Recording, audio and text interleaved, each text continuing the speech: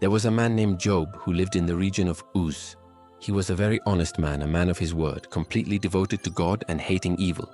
He had 7 sons and 3 daughters and was very rich, owning 7,000 sheep, 3,000 camels, 500 yoke of oxen, 500 donkeys and servants as far as the eye could see. In fact, he was the most important man in all the East.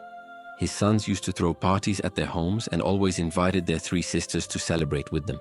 After the parties, Job would get up very early and offer a sacrifice for each of his children because he thought perhaps one of them had sinned, despising God in his heart. Job constantly offered sacrifice in case any of his children had committed sin. One day when the angels came to give an account to the Eternal, Satan, the accuser, came with them. The Eternal looked at Satan and asked, "Where have you been?" Satan answered the Lord, "I have been all over the earth to see how things are." Going, the Lord said to Satan, "Have you noticed my servant Job? There is no one like him, honest and true to his word, completely devoted to God and a hater of evil." Satan replied, "So the Lord thinks that Job is like this out of pure goodness of heart. Well, no one is that good. The Lord spoils him like a child, takes care of everything so that no harm comes to him, his family or his wealth, and even blesses everything he does. So who would not be faithful? But what would happen if you took everything he has? Surely he would curse the Lord openly, without a shadow of a doubt." The Lord replied, "Very well, then we will see. Go ahead, do whatever you want with everything he has, just don't hurt him." Then Satan left the presence of the Lord. Sometime later, while Job's sons were gathered at the eldest's house for another feast, a messenger came running to Job and said, "The oxen were plowing the land and the donkeys were grazing in the field near us when the Sabaeans attacked. They stole the animals and killed all the workers. I am the only one who survived to tell what happened."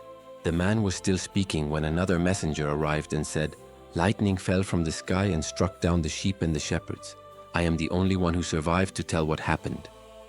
He had not finished speaking when another messenger arrived with more news. 3 groups of Chaldeans came and attacked the camels and massacred the laborers. I am the only one who survived to tell what happened. While he was still speaking, another messenger arrived and said, "Your sons were having a feast at their eldest brother's house when a hurricane came from the desert and destroyed the entire house. The young men were struck and killed. I am the only one who survived to tell what happened."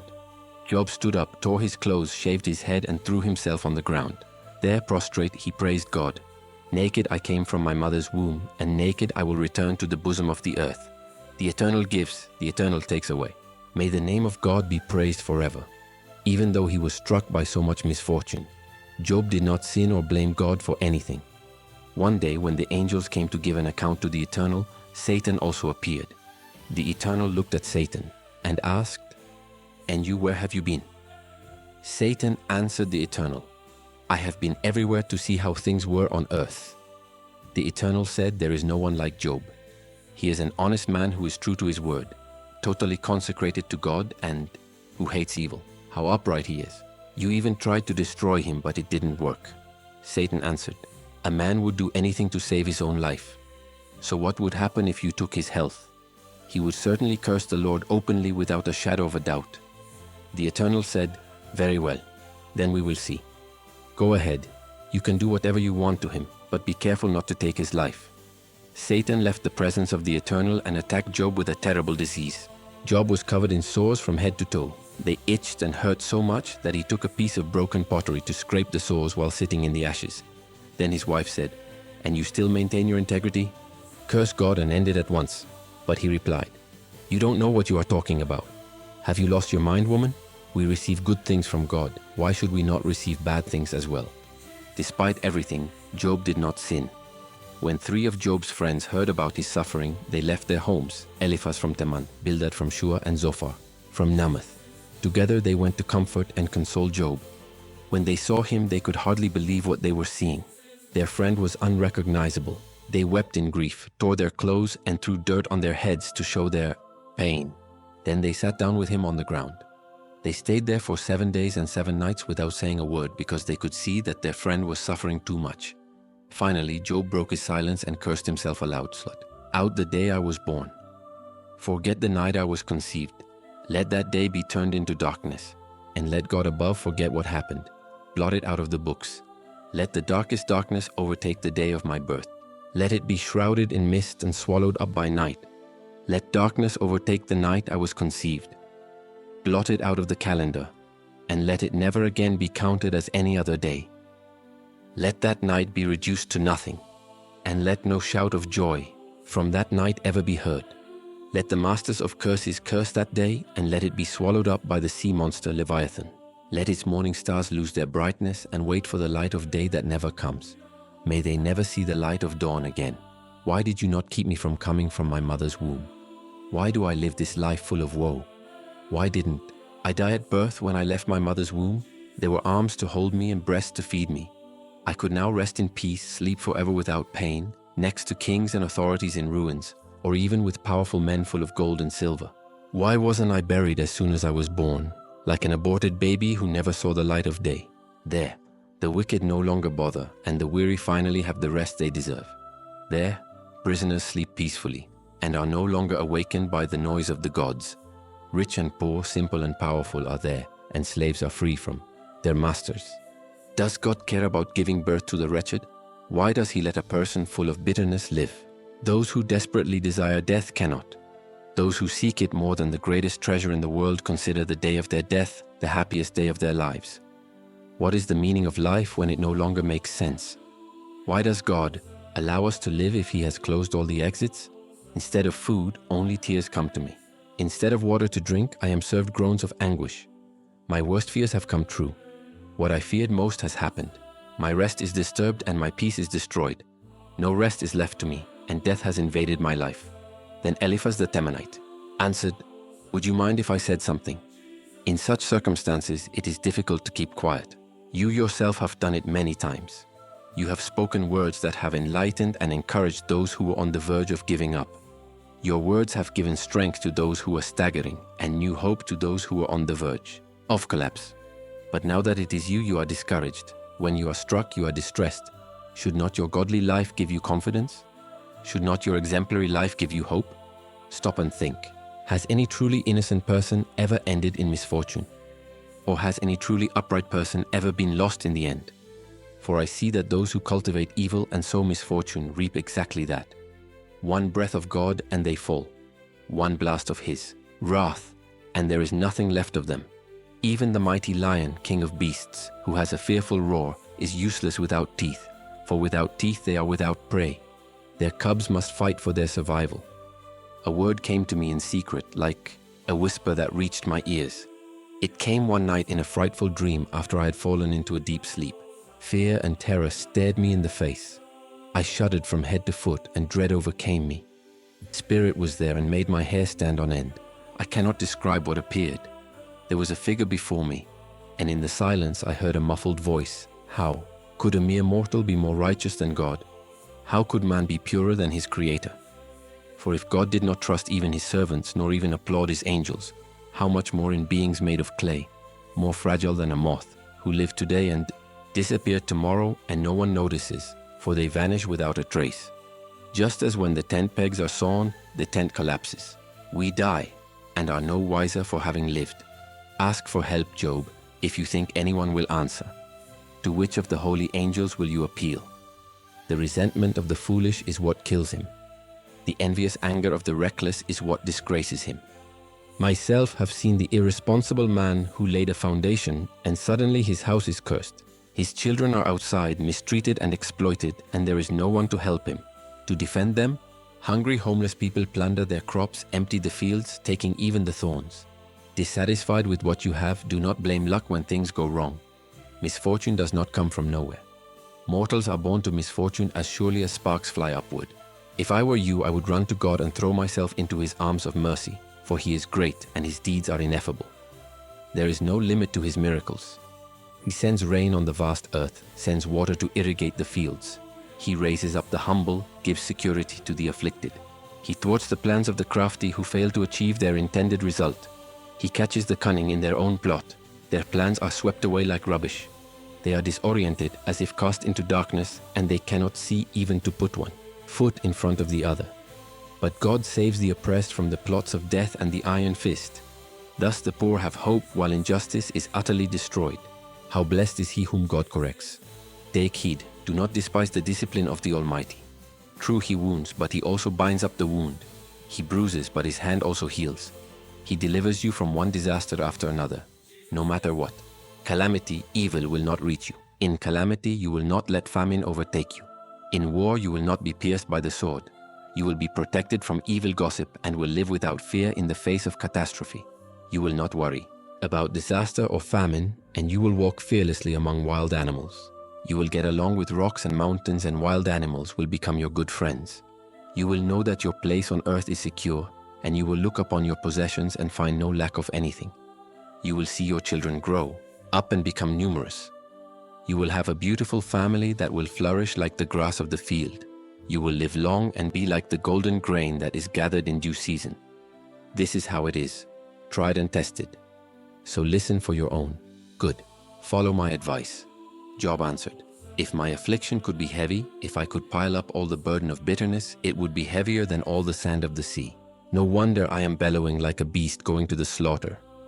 The arrows of the Almighty are stuck in me, and I have had to endure all the poison. He has poured it all upon me. Donkeys bray and cows low when they have no pasture. So do not expect me to keep quiet. Do you see what God has done to me? The suffering is so great that I cannot eat anything.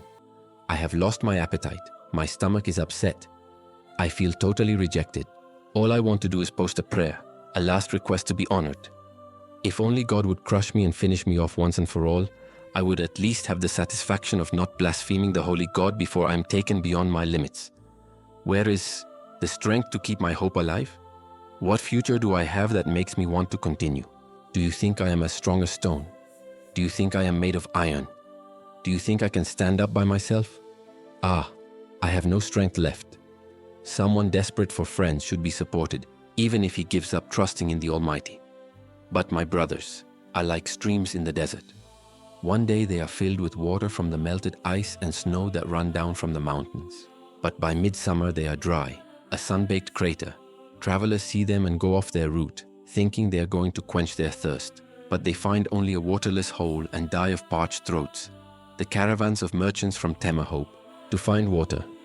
Tourists from Seba long for a cool drink. They approach with hope, but what a disappointment. When they arrive, they find dry land. And you, my friends, are no better. You have done nothing to help. You see my plight and all you do is cringe in fear. It is not that I asked for anything. I have not asked for a single penny, nor have I begged you to make any sacrifice for my sake. So why so many sophistries and evasive words? Show me something indisputable and I will keep quiet. If you know so much, tell the truth. The truth may hurt, but do you have the courage to give me an honest answer? You point out what is wrong in my life, but you respond to my anguish with idle talk. Are people mere objects to you? Are friends like commodities? Look me in the eye, please. Would I lie to you? Do not be unfair now. Do not be ambivalent. Think carefully. My integrity is at stake. Can you detect falsehood in what I say? Do you not think I'm capable of discerning good from evil? Isn't life a struggle? Isn't it like being under hard slavery? Like the workers in the fields who wait anxiously for the end of the day?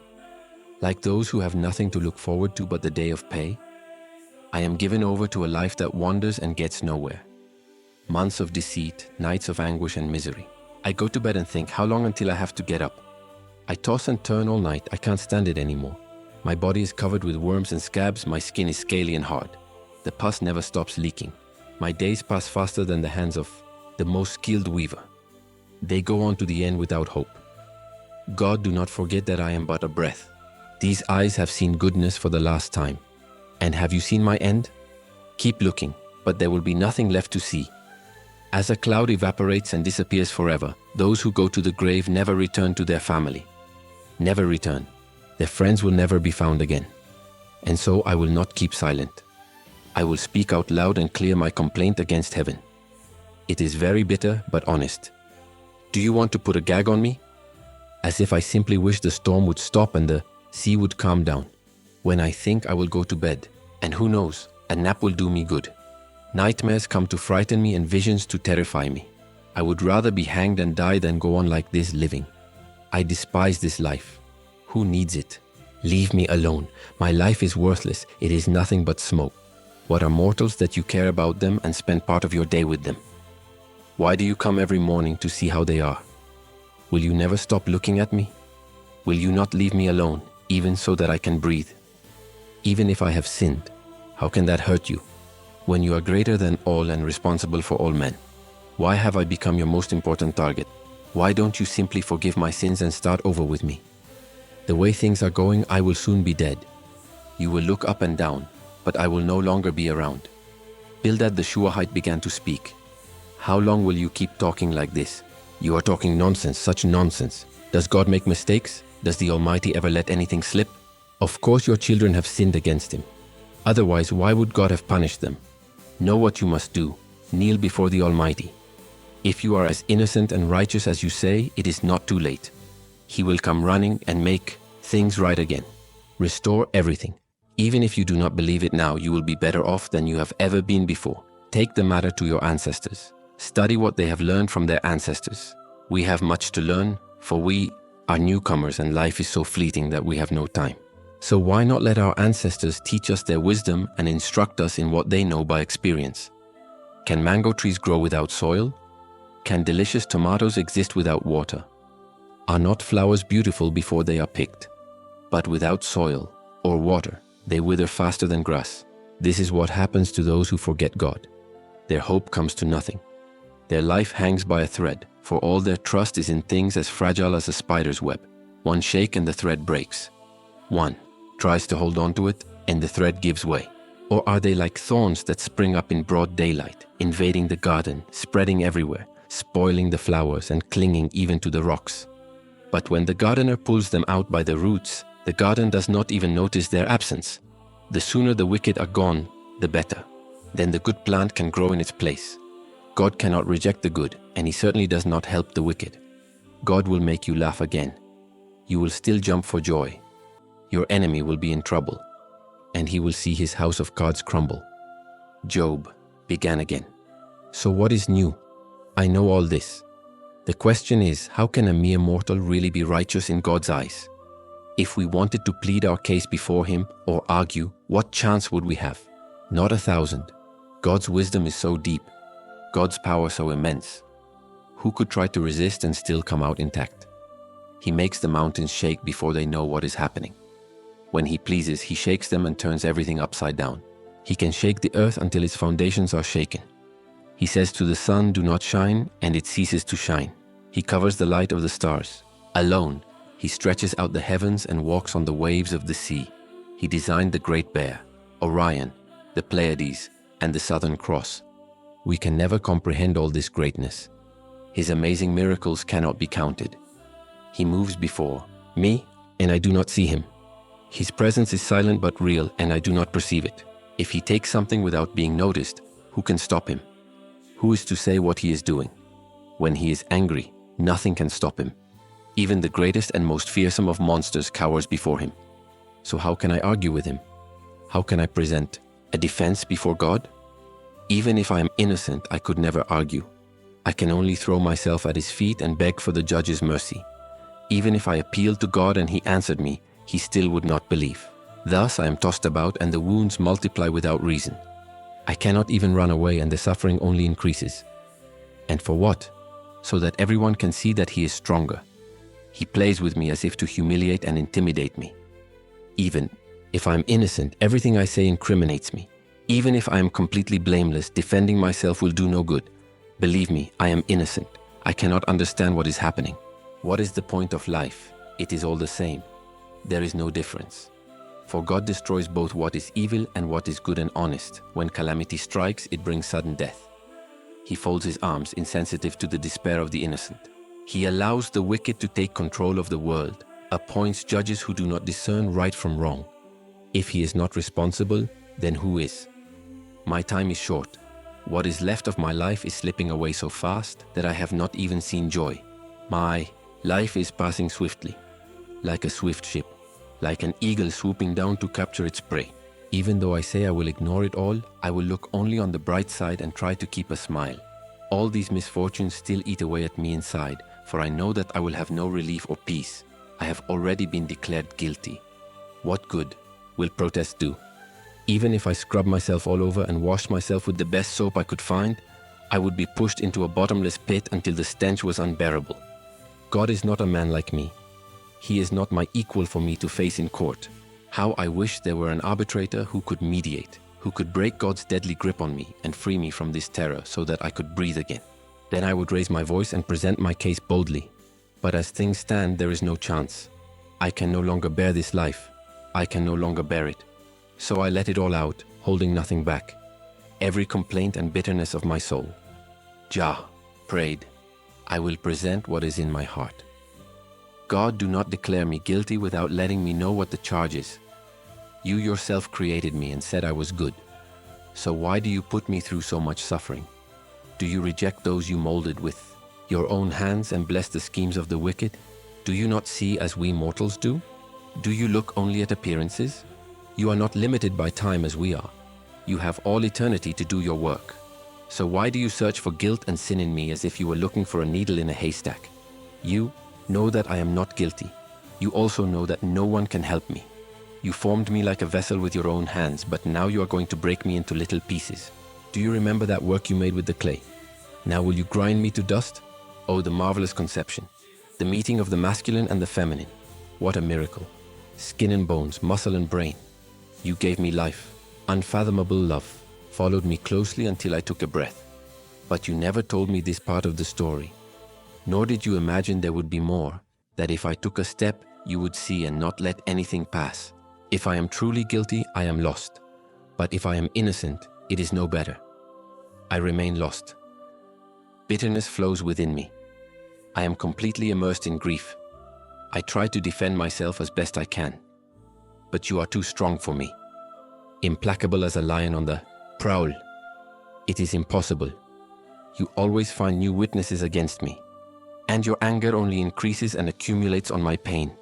So why did you give me birth? I wish no one had ever seen me. I wish I had never lived, had been buried without ever having breathed. Couldn't I end the discussion of my life now? Could you give me a break so that I can smile for a moment? Before I die and am buried. Before I'm in a closed coffin, banished without return to the land of the dead, where by darkness I will be hidden. It was the turn of Zophar of Namath to speak. What a multitude of words. Isn't it time to put an end to them? Would it be good to allow this uncalled for speech? Do you think you can go on talking without us saying anything? Do you think we will tolerate your insults and mockery in silence? You claim my doctrine is perfect and my conduct is impeccable. Oh, if God would split his mind and tell him what he thinks of you. I wish he would show you what true wisdom is, for true wisdom is full of complexity. But be sure of this, you have not yet received even half of what you deserve. Do you think you can explain the mysteries of God? Do you think you can sketch a profile of the Almighty? God is far higher than your mind, deeper than you can comprehend. He extends beyond the horizons of the earth, far greater than all the ocean and sea. If he orders you to be arrested or dragged to court, what can you do? He sees through lies from afar and recognizes evil from a distance. No one deceives God. Thus the ignorant will only be wise the day the mule learns to talk. But rest assured, if you open your heart, ask God for help and stretch out your hands. To him, if you wash away sin from your hands and refuse to welcome evil into your home, you will be able to face the world without shame and walk safely without fear or guilt. You will forget your troubles. They will pass away and will be nothing, more than vague memories. The sun will rise and shine for you, and every shadow will be dispelled at the break of dawn. Once more, full of hope, you will rest, look around, and enjoy complete security, well settled, and without any major worries. Many will seek you out because of so much blessing, but the wicked will see none of this. They will continue to go downhill with nowhere to go, no hope, only certain death. Job replied, "You speak like experts. It would seem that when you die, there will be no one left to teach others how to live. But remember that I think so too, and you are no better than I." Well, you don't need to be an expert to know these things. I am being ridiculed by my friends. So this is the man who talked to God, ridiculed without mercy or pity. Look at the man who never made a mistake. It is easy for those who are well off to accuse, for the prosperous to despise those who are worse off. The dishonest live in safety in fortresses, and those who insult God live in luxury. They pay an idol for protection. But ask the animals, let them teach you. The birds can tell you what is going on. Look at the earth, learn the basics from it. Listen. To the fish in the sea, they will tell you what they know. Is it not clear that they all agree that God is sovereign and that everything is in his hands, every living soul, every breathing creature? The ear distinguishes words just as the palate distinguishes food. Do you think that old people have a monopoly on wisdom? That it is necessary to grow old to understand life? True wisdom and legitimate power belong to God. From him we learn how to live and why to live. If he overthrows something, it is for real. If he imprisons someone, there is no escape. If he withholds rain, drought prevails. If he releases water, everything is flooded. Power and success belong to God. Both the deceived and the deceiver must answer to him. He strips experts of their credentials, exposes judges as fools without judgment. He strips kings of their fine clothes and ties a rag around their waists. He strips priests of their robes and dismisses high officials from their posts. He silences the voice of the wise and takes away the common sense and wisdom of the elders. He despises the noble and disarms the strong and the weak, illuminates what is hidden in deep and dark places, and turns darkness into the light of noonday. He makes nations rise and die. He increases a people and scatters them. He takes away the reason of the rulers of the world and makes them wander through aimless lands. They grope in the dark, staggering like drunkards. Yes, I have seen with my own eyes, I have heard with my own ears, and I have understood all this. All that you know I know too, therefore I am not inferior to any of you.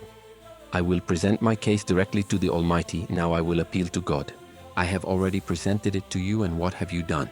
You have humiliated me with lies. You are a bunch of charlatans, you are worthless. If you would only keep quiet, you would show wisdom. Listen now as I present my case, consider my point of view. Or are you going to continue lying in the name of God, making up stories to defend him? Why do you take sides with him? Do you think he needs a defense attorney? What would happen if you were in the dark?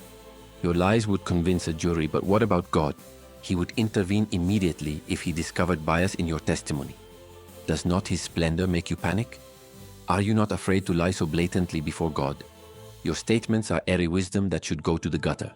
So hold your tongue while I speak. I am prepared for any and all consequences.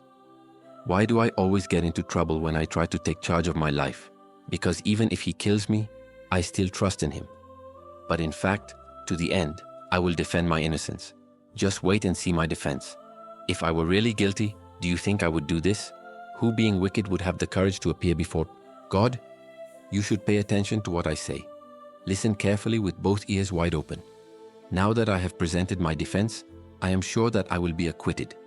Can anyone prove the charges against me? If so, I will keep quiet and may die. Please God, I have two requests. Grant them and I will know that I can count on you. First, take away my afflictions, for the terror is too much. Second, speak directly to me so that I can answer. Or let me speak and you will answer me. How many sins have been recorded against me? Please show me what wrong I have done. Why do you hide and remain silent? Why do you treat me as an enemy? Why do you kick me like an old tin can? Why do you kick a dead dog? I know you have a long list of my mistakes, sins that go back to my youth. You chain me so that I cannot move. You watch my every move and observe my every step. Man corrodes like rotting wood and moth-eaten clothing. Man is so fragile. His life is short and full of anguish, like a flower that blooms and soon withers, as fleeting as the shadow of a cloud. And why do you waste your time on me, such an insignificant being? Why do you bother to drag me to court? There is no point in arguing. Do you expect anything from us? Man's life is so limited. You already know, for you have decided our lifespan. You have set the limits and no one can cross them. Then give it a little rest until the appointed days are fulfilled. At least for the tree there is always hope. Cut it down and it still has a chance. It will sprout again even if its roots are old and twisted and its trunk dies in the earth. Soon as it feels the water, it comes back to life. It sprouts and grows like a new plant. But what about the human being? He dies and there is no turning back. He breathes his last and everything is over. As the water of a lake evaporates and the riverbed dries up, so man lies down and will never rise. Why do you not simply bury me and forget me for a while until your anger has subsided? You could set a time when you will remember me again. If man dies, will he live again? I ask through all these difficult days. Do I keep waiting for the day when I will receive deliverance? Longing for the creature you made, you will call to me and I will answer. You will watch every step I take, but you will not count how much I have erred. My sins will be tied up in a sack and thrown into the sea. They will sink to the bottom of the ocean. But just as the mountain can crumble and the rocks shift, the waters wear away the stones and the ground erodes, our hope is reduced to dust. You are too much for us and you always have the last word. Our annoyance, therefore, is seen in our faces, but you send us away anyway. Whether our children turn out well or badly, we never know, nor will we ever know.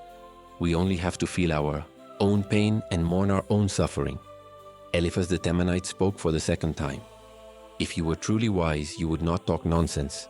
You would not throw words to the wind, nor would you speak such nonsense in such a serious discussion as this. Look at you. You trivialize everything. You turn spiritual matters into idle talk. Your sin has taught you to speak this way. You have chosen to adopt the language of a scoundrel. Your words betray your guilt, and it is not I who say so, but you yourself betray yourself. Do you think you are the first to face this? Were you born before the mountains were created? Were you there when God created everything? Do you think you know everything? What do you know that we don't? What discernment do you have that we lack? Gray beards and gray hair mean nothing. There are people older than your father on our side. Are God's promises not enough? And our tender words not comforting? Why do you allow your emotions to get the better of you? Do you have to go around kicking and spitting fire in every direction in rebellion against God? How can you let words like that come out of your mouth? Do you think it is possible for a mere mortal to be blameless in God's eyes? How can a poor mortal think he is right? Why, God does not trust even the angels. Not even the heavens are completely pure in his eyes. How much more so we humans, filthy and corrupt, who drink wickedness like water? I have a few things to tell you. Pay attention. I will speak from my own experience. It is what wise people have always taught, without any reservations about what they learned from their parents long ago, when they owned this entire land. For those who live according to their own laws, not God's, there is nothing but anguish, and the longer they live, the worse their situation becomes. Every little thing, even a small noise, frightens them. When they finally think they are at peace, disaster strikes. They despair because the situation never improves. They live with a noose around their necks. They walk here and there looking for something to eat. Every day is a day of judgment. They live in constant terror, always backed up against the wall, because they insist on raising their fists against God, defying the Almighty, constantly fighting with God, and always being on the defensive. Even if they seem to be in good health, cheerful and jovial, they will end their days in places of ruins. They will sleep in shacks that are run down, falling apart. They will never prosper, nor will they be able to save money and then death. Do not think that they will escape. Their end will be like a dry bush. A light breath from God will be enough to knock them down. There is a lesson here. Those who invest in lies will receive them with interest, paid all at once before the due date. What an investment.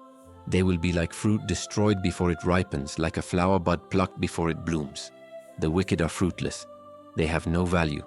The life built on bribes will fall apart. They unite carnally with sin and generate wickedness.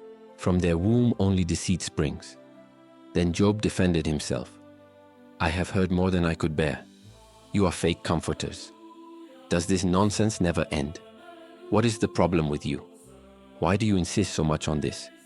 If you were in my shoes, I could even speak the same way. Pour out a bunch of sermons and force you to listen to everything. But I would never do that. I would console them, comfort them. Try to make things better, not worse. When I speak, I don't feel better. If I keep quiet, it doesn't help either. I'm exhausted. God, you have destroyed me and my family. I'm dry. I'm just skin and bones. Thus, you show the world that you are against me. When I look in the mirror, I see a testimony of what you have done to me. Your anger tears me apart. Your teeth tear me to pieces and my enemies glare at me. People point fingers at me, ridicule me, and beat me.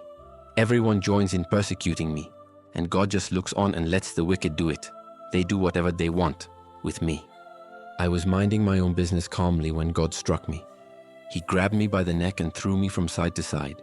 He singled me out as a target and surrounded me with archers ready to shoot without mercy or pity. They have struck me with their arrows and now I am wounded, and the ground is stained with blood. He has destroyed me again and again.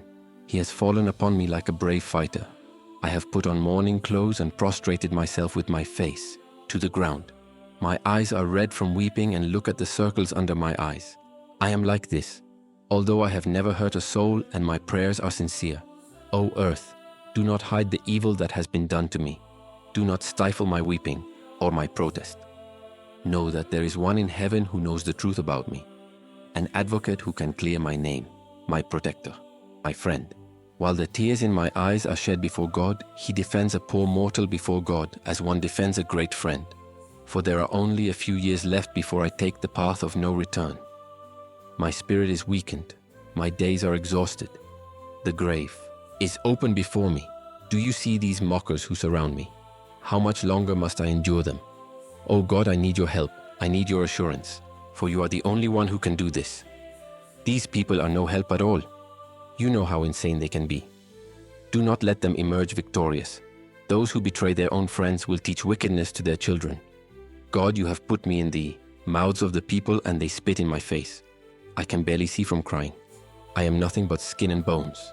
The upright cannot believe their eyes and the good-hearted are convinced that I have given up on God. But those with principles stand firm, and those with clean hands will grow stronger. Do you still have something to say? Do you want to try again? So far I have found no wisdom in your words. My life is about to end. All my plans are ruined. The flame of my hope is extinguished. They say that night will turn to day and that dawn is about to break. But if all I hope for is to go to the cemetery, if my only hope for comfort is the grave, if I will rot after I'm buried and worms will be my only companions, how can you talk about hope? Will anyone help me find it? No. Hope will be buried with me. We will rest together in the ground. Bildad the Shuhite chimed in. Let's stop playing with these words. Honestly, be reasonable and we can talk. And why do you treat your friends like animals? You look at us as if we didn't know anything. Why do you think so highly of yourself? Do you want the whole world to adapt to you? Should it change for your sake? The rule is this: the light of the wicked goes out. Its brightness diminishes and is extinguished. Their house is darkened and the lamp of their life is snuffed out. Their strong steps become unsteady and they stumble over their own traps. They become entangled in their own ambush. Their feet are tightly caught in the snare. They stumble over the ropes they have hidden and fall into the pit they have dug for themselves. Terror comes from every side. They run as fast as they can. Afflictions are ready to devour them. Misfortune is about to lay its claws upon them. They are torn from the comfort of their home sweet home and taken straight to the abode of death. Their lives go up in smoke. Fire and brimstone spread over their ruins. Their roots rot and their branches wither. They will be remembered no more. They will be buried as paupers, nameless. They are cast out of the light into darkness, utterly banished from the world. And they come up empty-handed without a single child, nothing to show for their life on earth. From the east to the west, all are terrified and horrified at their end. See, this is what happens to the wicked. This is the end of those who ignore God.